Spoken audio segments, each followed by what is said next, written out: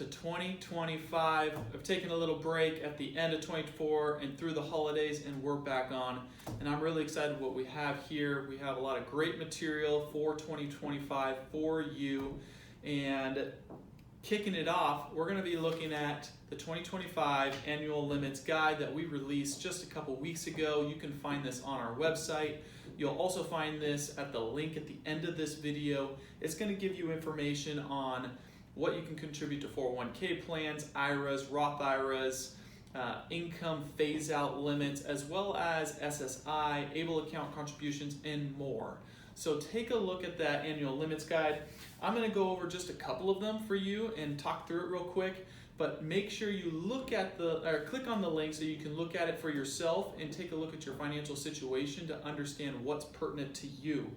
Some of the key things that I want you to see or notice that I'm going to point out here is contribution limits have changed. They typically adjust contribution limits for things such as 401ks and IRAs on an annual basis. They adjust it for inflation.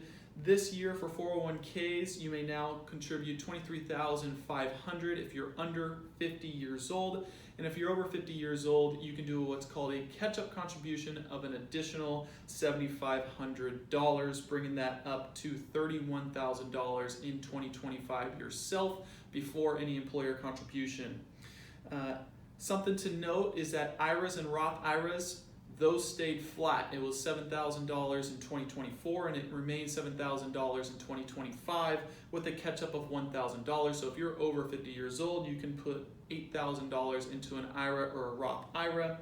There were some adjustments to the Roth IRA phase-out limits. I won't go over those here. Take a look at the sheet. Social Security. There have been amendments to Social Security. The COLA or cost of inflation adjustment, cost of a living adjustment, went up 2.5%. So anyone receiving Social Security will expect to see that their Social Security benefits will be 2.5% higher than last year. Going into SSI, how impactful is that for SSI? Well, in 2024, SSI at the federal level was $943. For 2025, it's $967, so it's up $24 year over year. If you're in a state like California, California provides a supplemental benefit, and California supplemental benefit does not have guaranteed COLA adjustments or inflation adjustments, so it remained flat. So in California, last year's benefit was $1,183, and this year it's only up $24 to $1,206. And there are some amendments to things like substantial gainful activity. So if you recall from past videos, if you're on SSI, you can still work. You just can't earn over a certain dollar limit each month, and we call that substantial gainful activity. And for every $2 of work employment, $1 of SSI is reduced.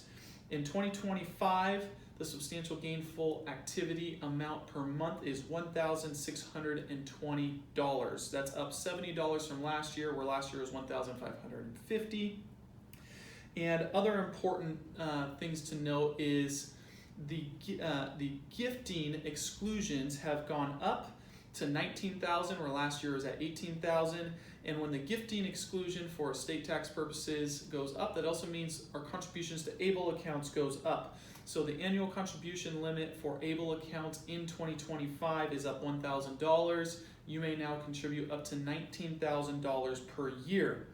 Important to know is that the exclusion amount, so the amount you can have in that ABLE account and it still be seen as an excluded resource for means-tested government benefits, think things like SSI, and for Medicaid for people not in California. If you're in California, the Medicaid resource limit was removed.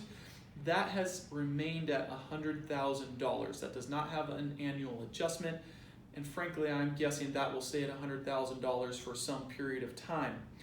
If you have a child who is working, who does not have access to a 401k plan, well, they can contribute additional money towards the ABLE account over and above the $19,000. So you as a parent or aunt, uncle, or any other person and relative can contribute $19,000 for a child who is working without a 401k, or if you are working without access to a 401k, you can put in an additional $15,560 on top of that.